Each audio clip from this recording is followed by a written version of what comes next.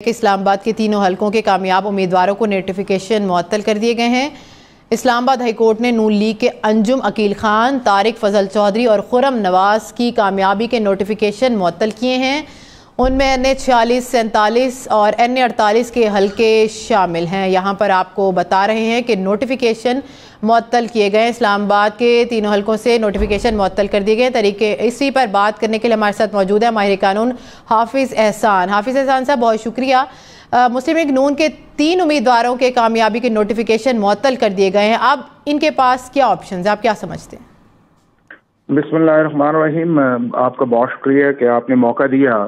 Election act 2017 کے اندر ایک پورا پروسیس کا ذکر ہے کہ جس کے اندر کن صورتوں کے اندر جو ہے وہ الیکشن پروسیس کو چیلنج کیا جا سکتا ہے اور کن چیزوں کے اندر جو ہے وہ الیکشن ریزلٹس کو اناؤنس کیا جاتا ہے۔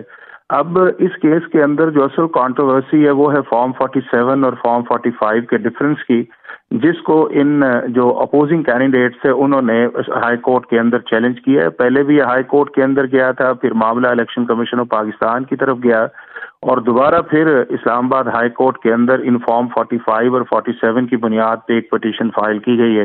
لیکن جو امپورٹنٹ چیز اس کے اندر یہ ہے کہ جو لیگل بات اس کے اندر آئے گی وہ یہ آئے گی کہ کیا اسلام آباد ہائی کورٹ کی کاگنیزنس یا جورسڈکشن ریٹ جورسڈکشن کے اندر لے سکتے ہیں کہ جب سیکشن 140 کے نیچے الیکشن ٹریبیونلز کو بنا دیا گیا ہے یا سیکشن 139 کے اندر یہ کہا گیا ہے کہ اگر کوئی بھی الیکشن ڈسپیوٹس آئے گا تو اس کو آپ الیکشن پٹیشنز کے لیے ریزالو کریں گے، اور دوسرا یہ ہے کہ آرٹیکل 225 کے نیچے جتنی بھی ہائی کورٹس کی جورسڈکشن ہے ان کو ایکسرسائز جنرلی نہیں کیا جاتا، اور اس کے اوپر ہائی کورٹ اور سپریم کورٹ کی بے شمار ججمنٹ اس چیز کے اندر ہیں کہ اگر آپ نے کوئی الیکشن کو سیٹ اسائڈ کروانا ہے یا اس پروسیس کو آپ نے نل اینڈ وائڈ کرنا ہے یا کسی بھی الیکشن پروسیس کی ریگولیرٹی کو آپ نے چیلنج کرنا ہے تو اس کا بہترین جو لیگل ریمیڈی ہے وہ آپ کی الیکشن پٹیشن ہے یا الیکشن کمیشن آف پاکستان ہے، اور الیکشن کمیشن آف پاکستان کی بھی جورسڈکشن سیز کر دی جاتی ہے ایکسیپٹ سیکشن 9 کے، تو وہ پھر صرف الیکشن ٹریبیونلز کی آتی ہے، اور اسلام آباد کے اندر جو ٹریبیونلز سیکشن 140 کے نیچے وہ اپوائنٹ کر دیے گئے ہیں۔ اب یہی بات کل کورٹ کے اندر آئے گی کہ کیا اسلام آباد ہائی کورٹ جو ہے جب ٹرائبونلز اپوائنٹ کر دیے گئے ہیں تو اس کے بعد جورسڈکشن لے سکتا ہے یا نہیں ہے، اور یہی وہ بڑا برج ہوگا جس کو کراس کرنا جو ہے وہ دونوں سائڈز کے لیے امپورٹنٹ ہوگا۔ ٹھیک ہے، بہت شکریہ ماہر قانون حافظ احسان، آپ نے وقت دیا، ہمیں جوائن کیا۔ راجہ خالد ماہر قانون ہے۔ سر، آپ کیسے دیکھتے ہیں انجم عقیل، طارق فضل چودھری اور خرم نواز نون لیگ کے رہنما، ان کے کامیابی کا نوٹیفیکیشن معطل کر دیا گیا ہے، تو اب ان کے پاس کیا آپشنز ہوں گے؟ جی دیکھیے، پہلی بات تو یہ ہے کہ میں معذرت کے ساتھ اور انتہائی ادب کے ساتھ یہ عرض کرنا چاہتا ہوں کہ اسلام آباد ہائی کورٹ کی جورسڈکشن نہیں تھی کہ وہ اس کا کاگنیزنس لے سکے، جیسا کہ حافظ احسان صاحب مجھ سے پہلے فرما رہے تھے۔ بالکل انہوں نے درست فرمایا کہ سیکشن 140 اور 139 آف دی الیکشن ایکٹ 2017 وہ بڑی ریلیونٹ ہے اس حوالے سے۔ جب الیکشن ٹریبونل قائم ہو جائیں، اسلام آباد کے نو ڈاؤٹ کے الیکشن ٹریبونل قائم کر دیے گئے تو پھر آپ کو رجوع کرنا ہوتا ہے الیکشن ٹریبونل میں۔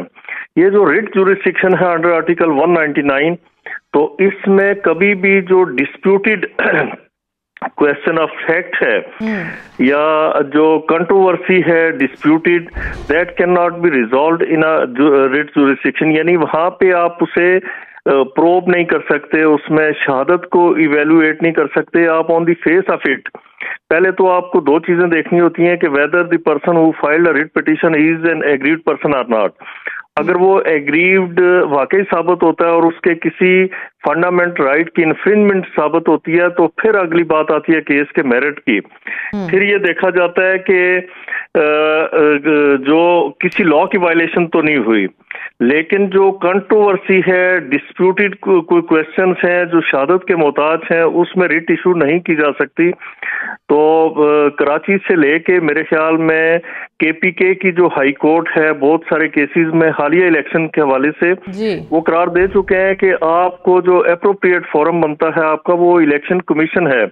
وہاں پہ جائیں، وہاں پہ آپ جو آپ کی عذرداریاں یا جو بھی آپ کا گریونس ہے وہاں جا کے تو درخواست دے کے اسے ریزالو کریں۔ اگر الیکشن کمیشن یہ کہتا ہے جی کہ یہ جو آپ کا قضیہ ہے، آپ کا جو ڈسپیوٹ ہے یہ ایویڈنس کا محتاج ہے، تو پھر آپ کو الیکشن پٹیشن دائر کرنی ہوگی۔